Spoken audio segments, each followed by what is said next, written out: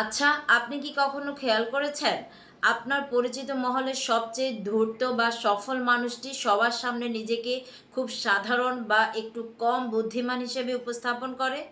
তারা তর্কে জড়ায় না, খুব সাধারণ প্রশ্ন করে এবং সবার কথা মন দিয়ে শোনে। আমরা ভাবি তারা হয়তো কিছুই বোঝে না, কিন্তু আসলে কি তাই? দিন শেষে দেখা যায় সব সুবিধা আর আসল তথ্যগুলো তারাই লুফে নিয়েছে। একেই বলা হয় স্ট্র্যাটেজিক হিউমিলিটি বা কৌশলগত বিনয়। আজকের ভিডিওতে আমি আপনাদের সাথে শেয়ার করব এমন 10টি গোপন কৌশল যা ব্যবহার করে আপনি বোকা সেজেও বুদ্ধিমত্তার সাথে যে কোনো পরিস্থিতি নিজের নিয়ন্ত্রণে আনতে পারবেন। চলুন বিস্তারিত জেনে নেওয়া যাক। নাম্বার 1, অল্প জানি এমন ভাব করা। প্রথম কৌশল হলো কোনো বিষয়ে আপনি খুব দক্ষ হলেও এমন ভাব করুন যেন আপনি সামান্য জানেন। যখন আপনি কম জানেন এমন ভাব করবেন, তখন সামনের মানুষটি উৎসাহ নিয়ে আপনাকে সব বুঝিয়ে বলবে। এতে আপনি তার মনের আসল পরিকল্পনা বা গোপন তথ্যগুলো খুব সহজেই জেনে যাবেন। নাম্বার 2, অপ্রয়োজনীয় তর্কে হার মেনে নেওয়া। বুদ্ধিমান মানুষেরা জানে তর্কে জেতা মানে শুধু ইগো শান্ত করা, কিন্তু শত্রু বাড়ানো। তাই কেউ যখন নিজের বড়াই করে বা ভুল কিছু বলে, তখন তর্কে না জড়িয়ে মুচকি হেসে মেনে নিন। এতে অপরপক্ষ আপনাকে অবুঝ ভেবে সতর্ক হওয়া কমিয়ে দেবে, আর আপনি শান্তিতে আপনার কাজ গুছিয়ে নিতে পারবেন। নাম্বার 3, প্রশ্ন করার ক্ষমতা বাড়ানো। নিজেকে সবসময় একজন শিক্ষার্থীর মতো উপস্থাপন করুন। যখন আপনি প্রশ্ন করেন, তখন কথোপকথনের নিয়ন্ত্রণ আপনার হাতে থাকে। অপরপক্ষ কথা বলতে বলতে নিজের অজান্তেই অনেক গুরুত্বপূর্ণ তথ্য দিয়ে ফেলবে, যা আপনার পরে কাজে লাগবে। নাম্বার 4, কৃতিত্ব বা ক্রেডিট অন্যকে ছেড়ে দেওয়া। মাঝে মাঝে ছোটোখাটো সাফল্যের ক্রেডিট নিজে না নিয়ে অন্যদের নিতে দিন। এতে আপনার প্রতি মানুষের হিংসা বা প্রতিদ্বন্দ্বিতা কমে যাবে।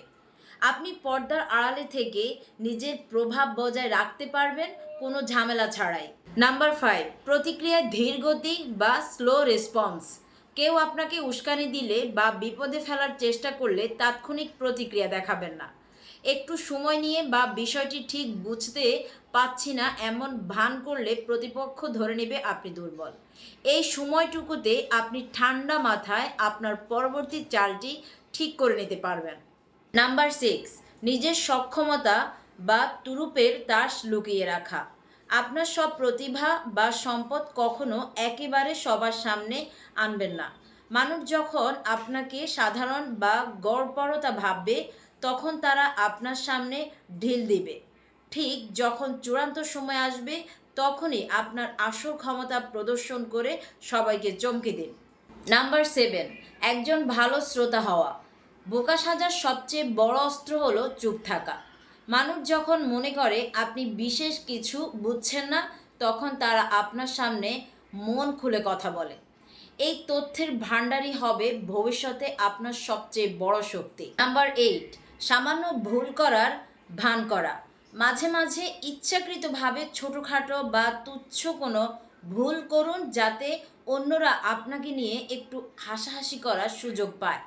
এতে তারা আপনাকে নিয়ে ভয় পাওয়া ছেড়ে দিবে এবং আপনাকে নির্দোষ ভাববে।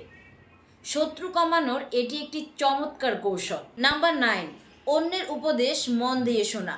মানুষ উপদেশ দিতে খুব পছন্দ করে। যখন আপনি বিনয়ের সাথে কারো উপদেশ শুনবেন, তখন সে অবচেতনভাবেই আপনাকে পছন্দ করতে শুরু করে। এতে মানুষের সাথে সুসম্পর্ক তৈরি হয় এবং তারা আপনার প্রতি নমনীয় হয়। নাম্বার 10, সাধারণ লাইফস্টাইল ও আচরণ। বড়াই বা অহংকার প্রকাশ পায় এমন অঙ্গভঙ্গি এড়িয়ে চলুন। সাধারণ পোশাক এবং নম্র আচরণ বজায় রাখুন। মনে রাখবেন, সমুদ্রের গভীরতা যেমন উপর থেকে বোঝা যায় না, আপনার ব্যক্তিত্বের গভীরতাও যেন সবার কাছে রহস্যময় থাকে। সবশেষে একটা কথা মনে রাখবেন, বোকা সেজে থাকা মানে কিন্তু নিজেকে ছোট করা বা ব্যক্তিত্বহীন হওয়া নয়। এটি একটি প্রাচীন রণকৌশল। বাঘ যেমন শিকার করার আগে নিজেকে গুটিয়ে নেয়, এই কৌশলটি ঠিক তেমন। এটি আপনাকে অপ্রয়োজনীয় মানসিক চাপ থেকে মুক্ত রাখবে এবং আপনার লক্ষ্য অর্জনে সাহায্য করবে। তবে সাবধান, এই কৌশলগুলো যেন কখনোই কারো ক্ষতি করার জন্য ব্যবহৃত না হয়। আজকের এই 10টি কৌশলের মধ্যে কোনটি আপনার সবচেয়ে বেশি পছন্দ হয়েছে, বা আপনি কি কখনো এই কৌশলগুলো প্রয়োগ করেছেন? কমেন্টে অবশ্যই আপনার অভিজ্ঞতা শেয়ার করুন। ভিডিওটি ভালো লাগলে লাইক দিন এবং আপনার বন্ধুদের সাথে শেয়ার করুন। আর আমাদের এই চ্যানেলে যদি আপনি নতুন হয়ে থাকেন তবে সাবস্ক্রাইব করে বেল আইকনটি প্রেস করে রাখুন, যেন পরবর্তী কোনো ভিডিও মিস না হয়। আজকের মতো এখানেই বিদায় নিচ্ছি। দেখা হবে আগামী ভিডিওতে। ততক্ষণ ভালো থাকুন, সুস্থ থাকুন। আল্লাহ হাফেজ।